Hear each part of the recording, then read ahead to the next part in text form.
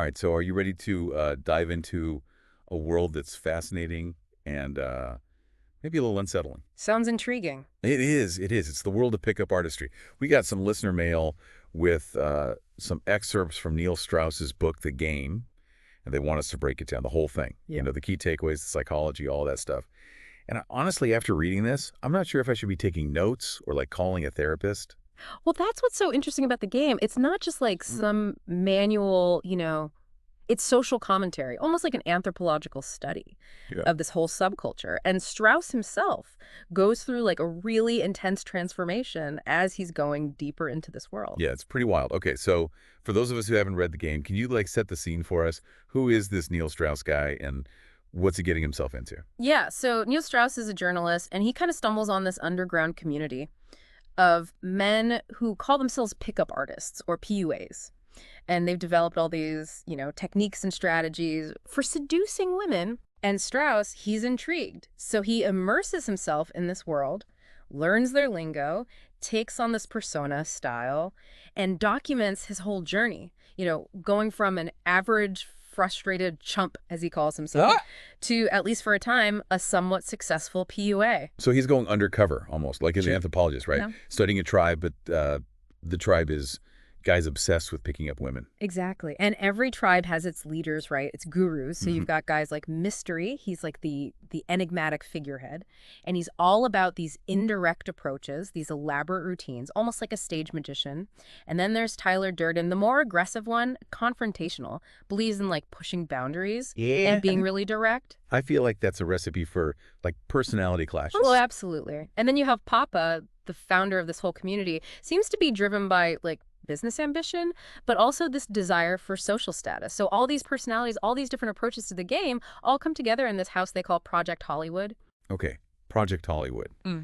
That's where things start to feel like a reality show. Right? Like, give us the inside scoop. What was it like there? Well, from the excerpts that you sent over, it sounds like complete chaos. You've got aspiring PUAs living there, sleeping in closets, new recruits all the time, and just this intense competition between Mystery, Tyler Durden, and Papa. They're all trying to prove that their methods are, better. Creates this like pressure cooker environment where egos are constantly clashing. And there's a revolving door of women, I'm assuming, coming and going. Yeah, that's putting it mildly. The excerpts you sent really highlighted the objectification of women in this whole environment. It's all about the conquest, the numbers game, not about forming genuine connections. Right, and it makes you wonder what kind of toll this takes on everyone. Not just the women, but the men too. Like, psychologically. What is this doing to them? And that's where it starts to get really interesting. Strauss doesn't shy away from exploring the darker side of this world. One of the PUAs, a guy named Sweater, he attempts suicide. And it's a stark reminder that this constant like pursuit of validation, playing this role can have, very real and devastating consequences. Yeah, that's heavy. So this brings us to Neil's transformation. Yeah. He starts out this awkward journalist, ends up seemingly pretty confident pickup artist, but then something changes, right? Yeah. His relationship with Lisa seems like kind of a turning point. What happens there? Yeah, his relationship with Lisa is really crucial because it's where he starts to experience what genuine connection feels like. He realizes that pickup artistry can be a form of like false intimacy, like a way to simulate connection without actually being vulnerable or authentic. So he's achieved what he set out to do, mastered the game. Right.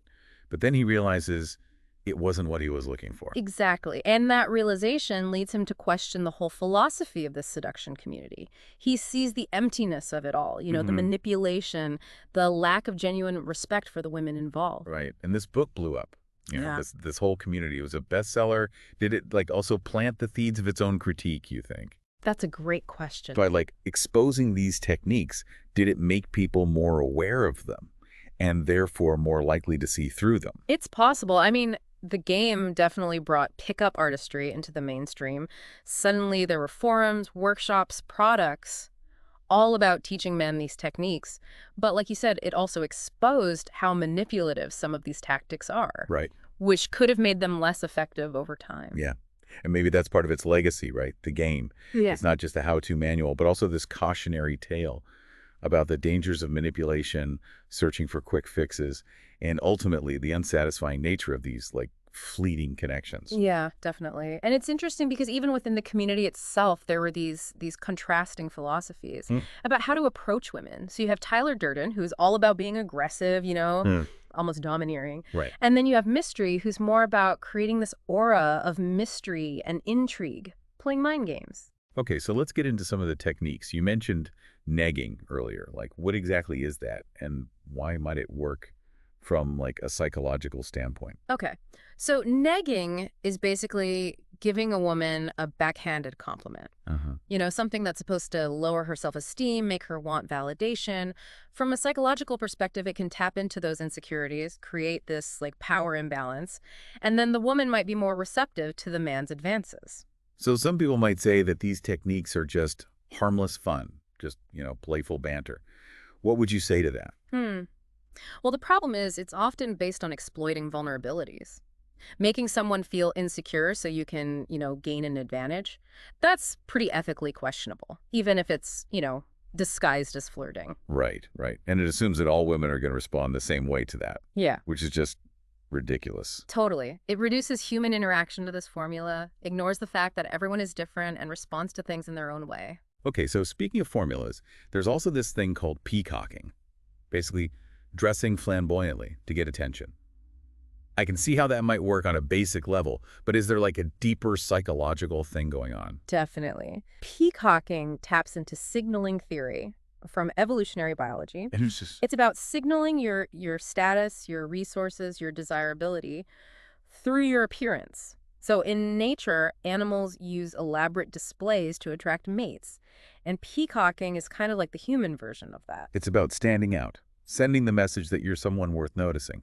But isn't that still a form of manipulation, even if it's, subconscious? That's a great question. It's definitely something worth exploring further. The line between attraction, persuasion, and manipulation can get really blurry. This is getting really interesting. We've unpacked the basic premise of the game, met some of the key players, and started to look at the psychology behind some of the techniques. I'm ready to hear more about the inner workings of Project Hollywood and all the drama that unfolded there. Oh, yeah. Well, that's where things get really wild and maybe a bit disturbing.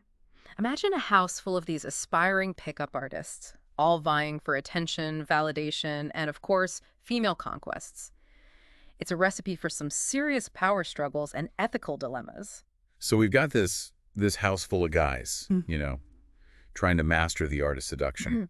But it sounds like Project Hollywood was more than just like pickup artistry boot camp. It was almost like a social experiment gone wrong. Yeah, it's like you take all these guys, and a lot of them probably started out feeling insecure or socially awkward, and you throw them all together in this competitive environment, and they're constantly being evaluated and ranked based on their success with women. Yeah, and the excerpts mentioned like a lot of infighting and drama between Mystery, Tyler Durden, and Papa. It's almost Shakespearean. It is. It is like a power struggle for control of like the seduction kingdom. Yeah. Yeah, because each of them had their own like philosophy, their own brand of pickup artistry, and they were all vying for dominance, not just over women, but over each other. Right. It created this really toxic atmosphere, where collaboration and genuine friendship seemed impossible. It makes you wonder if the techniques themselves, like this emphasis on manipulation and game playing, if it actually like sabotages the possibility of real connection, even between the PUAs themselves. That's a really insightful observation. And it speaks to like a larger point about the seduction community in general, which is that it often fosters this mindset of competition rather than cooperation. It's about proving yourself, one-upping the other guy, rather than like building those genuine bonds. Right. And it seems like that mindset kind of extended to their interactions with women, right? Yeah. Like there's this one technique described in the excerpts called the best friends test. Can you explain what that is and why it's so like problematic? So the best friends test is basically a routine where the PUA, he tries to create a rivalry between the woman and her friend. So he might, subtly flirt with the friend or compliment her.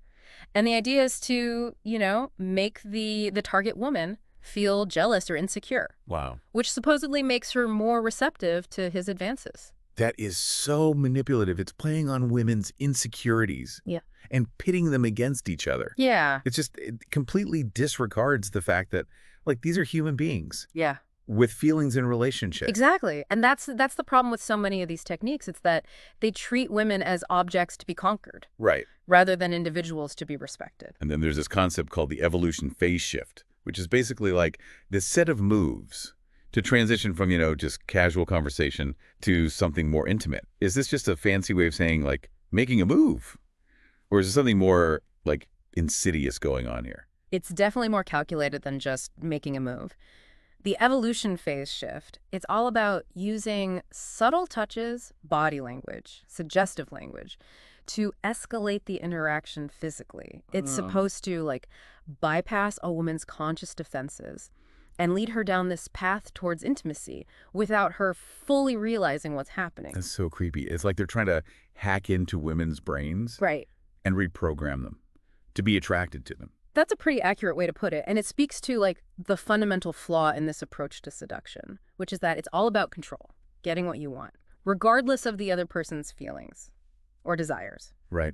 And it's interesting that Strauss himself ultimately rejects this whole philosophy, right? Like he achieves a certain level of, success using these techniques, but it leaves him empty, disillusioned. Why do you think that is? I think he realizes that winning the game, it just wasn't fulfilling. He was constantly chasing that next conquest, the next validation, but it never brought him lasting happiness. And I think his relationship with Lisa showed him that genuine connection requires vulnerability, authenticity, a willingness to let go of that control.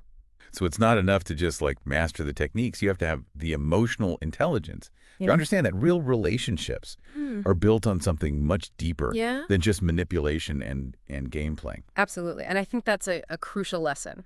For anyone, regardless of whether they're interested in pickup artistry or not, true intimacy requires us to be our authentic selves, flaws and all, and to treat others with respect and empathy.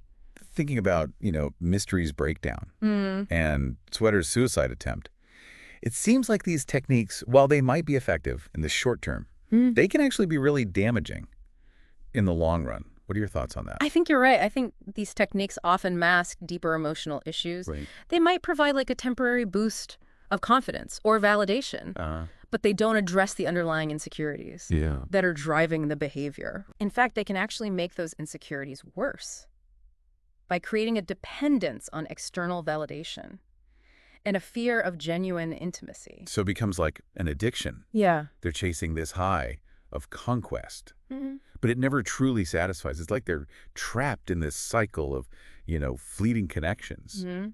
And they never experience the fulfillment of a real relationship. It's a great analogy. And like any addiction, it can be very destructive, not just to the individual, but to their relationships with others. It's almost tragic. These guys they're seeking connection, but the very methods they're using are preventing them from achieving it. Yeah, that's the paradox of pickup artistry. It promises a path to connection, but ultimately leads to isolation. And it's not just the men who suffer. Right. Like the women who are the targets of these techniques. Yeah. They're often left feeling used, objectified, emotionally drained. For sure.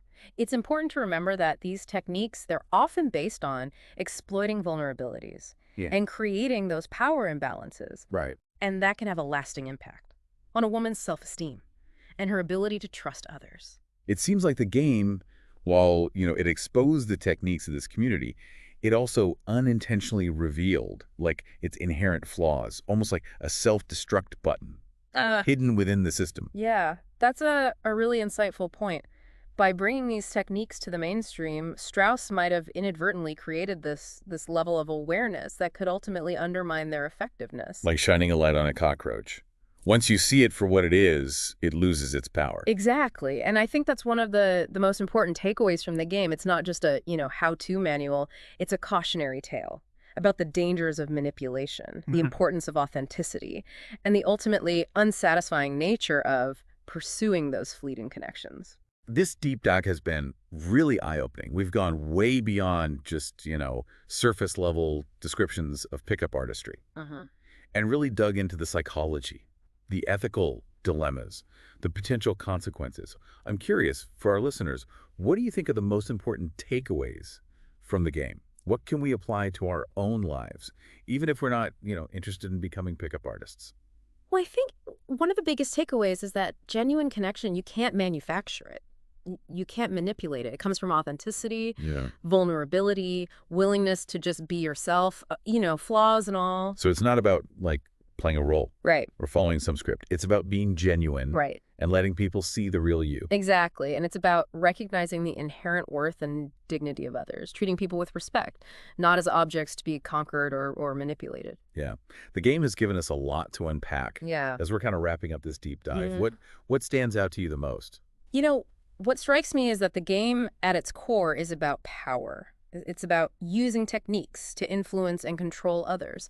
But as we see in the book, that kind of power is ultimately illusory, fleeting. It doesn't lead to genuine happiness or fulfillment. Yeah, it's interesting that you bring up power, Yeah. because it seems like a lot of these pickup artists, they're drawn to this world because they feel powerless in other areas of their lives. I think that's true for a lot of these guys. Pickup artistry becomes this way to compensate for those feelings of like inadequacy, or insecurity. Right. They're looking for a sense of control, a way to win in a world where they feel like they're losing. Yeah, and it becomes like an addiction, right? Like the game itself. They're chasing the next conquest, the next validation, but they never seem to find that lasting satisfaction. Yeah, it's like that hedonic treadmill, right? They just keep running and running, chasing after that external source of validation. Right. But they never get anywhere. And the problem is the more they rely on these techniques, the less they actually develop the skills and the emotional maturity that you need for real intimacy. We see this so clearly with Mystery, right? He's brilliant, Yeah. charismatic, Yeah. but also deeply troubled, unable to form lasting, meaningful connections. His mastery of the game has made him even more isolated. Yeah. His constant need for attention, his inability to handle rejection, it all points to like this deep-seated fear of intimacy. Right. And it seems like the more successful he is as a PUA, the more that fear intensifies. It's such a paradox, right? He's achieved what he set out to do. He's this master of seduction, but it's left him feeling even more, empty, alone. Yeah. It's a classic example of how pursuing external validation can actually make you feel worse about yourself in the long run. It's like trying to fill a bottomless pit. Right. No matter how much you achieve, it's never enough. And then we have Tyler Durden, who kind of represents the other extreme. Yeah. Right. He's so focused on projecting this alpha male persona, this image of, dominance and control, that he loses sight of his own humanity. Yeah. He's almost a caricature of masculinity, right? It's all about power, aggression, control. Right. And ultimately, that's a very hollow and unsatisfying way to live. And it's interesting that Strauss ultimately chooses a different path. He realizes that real intimacy requires vulnerability, authenticity, a willingness to let go of that control. It's not about winning or conquering. It's about connecting on a deeper level. And I think that's what allows him to break free from that cycle of addiction and manipulation that had consumed so many of his peers. He chooses to be his authentic self, flaws and all. Yeah. And in doing so, he finds that genuine connection that had eluded him for so long. It's a powerful reminder that true fulfillment, it comes from within. It's not about mastering these techniques or manipulating others. It's about being true to yourself. Yeah. And allowing others to see you for who you really are. Yeah. This has been such an incredible deep dive. We've covered so much ground, from the techniques and personalities of this community to the ethical dilemmas and the psychological underpinnings of the game itself. Yeah, it's a fascinating and often unsettling world. Right. But I think there's a lot that we can learn from it. It's a reminder that, genuine connection, you can't force it. You can't manipulate it. It has to be freely given. And for our listeners, you're, exploring the game in this community, I just encourage you to think critically about the messages that are being presented. Yeah. Don't be afraid to question the tactics. Consider the ethical implications, and ultimately define your own path to healthy, fulfilling relationships. Lasting connection, it comes from authenticity, vulnerability, and a willingness to embrace, both your own imperfections and the imperfections of others. Beautifully said. And on that note, we'll wrap up this deep dive. Until next time, keep those brains buzzing and those hearts open.